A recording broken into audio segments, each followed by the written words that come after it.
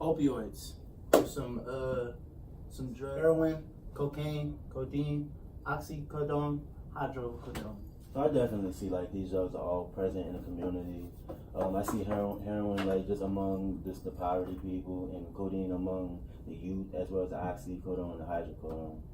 Because they give those for everything, basically. Yeah. There's no one person or one group of people that is affected by it.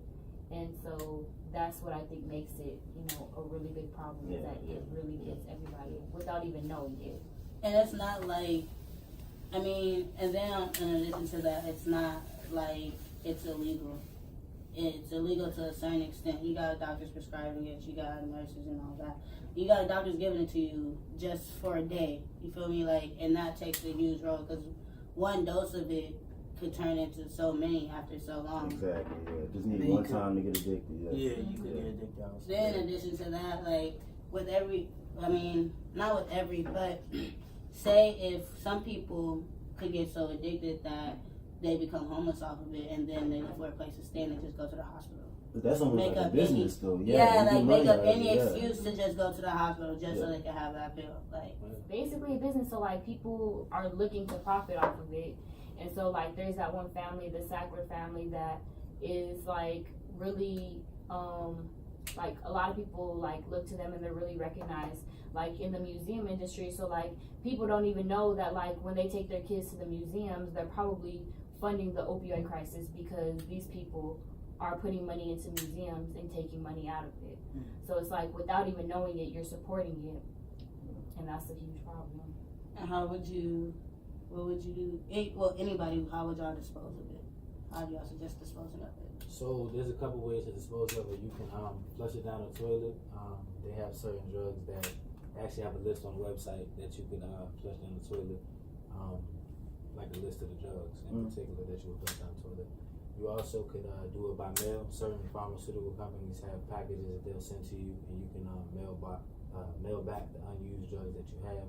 You could also, certain communities have take-back programs. So if you go online, you can actually find it.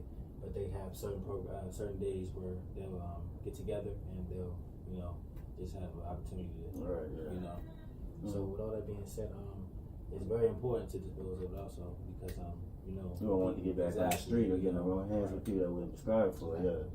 I definitely feel like what she was saying, it is a business, and a lot of people are affected by it. And the government, it's not everybody goes through it, but the government focuses on certain subcultures that get them more money from this. So for the youth, they'll have the rappers get on there and say drink lean or pop pills, put in their videos, promote this, and so then you have the youth wanting to do this for social acceptance. So this older woman one time, she said that a lot of these rappers promote drugs that they probably don't even use. To touch on what you said, she said I really don't they think half probably of just them using use weed. They using the most basic thing, just weed, but they promoting other drugs, because it's all a buyback thing.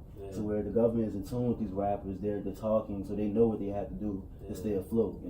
I feel like there should be more solutions though. I feel like the buyback program, the bring it to the local office, the recycle things, that's good, but I feel like there could be more solutions. That's just one. Y'all also think it could a business making these pills that are for people that are dependent on opiates to get them off? Y'all feel like that works, or is that just another medicine to get you addicted on that? Wait, that's it again. Is there certain medicines that they prescribe for people who are addicted to opiates, and it's just to help them stop the withdrawals, get off, stop being dependent on it, but people still get addicted to the next drug? That's to get them off this drug, Yeah. I've seen programs too where people will walk around and give them clean needles. I don't really know how effective that is, but it's preventing those diseases and stuff like that from it's effective just bringing down the death levels and the OD levels, because if you use a dirty needle, that could just be the last time that you shoot up. So people are still dying, but they're just reducing how many people die per day or per hour, but the numbers are still gonna happen. Cause I don't think there is a full solution as to getting rid of it all. Because in a way, it's not needed, but it's needed. Yeah, because people are never gonna stop getting hurt. Look, You know what I'm Yeah, saying? They're like, gonna stop getting you hurt can't or stop. high. Yeah, Who's like, going to get high? But I think that the problem, like in this country specifically, is like I saw on this video that like in other countries, like it's to prescribe people like these is not a business. There's not a business behind it. That it's like it's like an actual like public service It's to true. people. It's true. So I feel like the government has a lot to do with ending this, because other countries probably don't have as severe of a problem as this. Not to say that people don't do drugs and stuff like that, but the fact that like people die every day because of this, and it's probably because of the government and because of white people and stuff like that. Yeah, like that's really 'Cause I don't think the epidemic could ever really be killed. It's like exactly. saying, you can take guns off the street, but people are going to forever murder Exactly. people, But it can be reduced, and it can You be reduced. there can Yeah. be some type of prevention that happens. They can be more active if the people in the community step up without relying on the government. If people on the street would stop letting their pills sit around their house, letting their relatives take it, or sell it to their friends, you Trying to would make a reduce profit this. off of It would just take the people But that's let me going ask you through something though. within But their how can you genes. tell that to kids who live in poverty though? So kids who live in inner cities, if that's literally how they make their money, and that's literally how they live, how can you know what I'm saying? I'm not And saying then I'm not Then saying that how goes, can you then that say it, goes but to a you know what I'm different saying? problem. Is- you know what I'm saying? Government helping with poverty. That's why I was saying earlier, it's a business. Yeah.